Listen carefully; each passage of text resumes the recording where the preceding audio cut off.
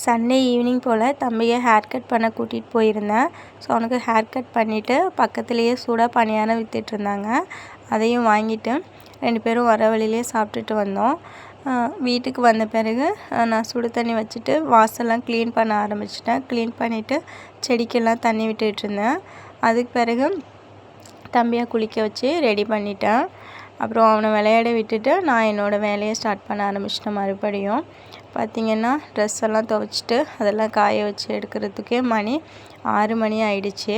அதுக்கு பிறகு தான் நானும் போயிட்டு குளிச்சுட்டு வந்தேன். நமக்கெல்லாம் ஏன் தான் இந்த சண்டே வருதுன்னே தெரியலை. ஏன்னா அன்றைக்கி கூட நம்மளால் ரெஸ்ட் எடுக்க முடியாது, ஃபுல் டே வேலையாக இருக்குது. பார்த்திங்கன்னா இவங்களுக்கு ஹோம்ஒர்க் சொல்லி கொடுத்து முடிச்சுட்டு சைட் பை சைடாக இட்லி ஊற்ற ஆரம்பிச்சிட்டேன். அப்படியே காலைல வச்ச மீன் குழம்பு வச்சு சாப்பிட்டுட்டு 2 பேரும் தூங்க ஆரம்பிச்சிட்டோம். அவ்வளோதாங்க, இந்த நாள் இப்படி தான் போச்சு. பிடிச்சிருந்துச்சுன்னா லைக் பண்ணுங்கள். தேங்க்யூ.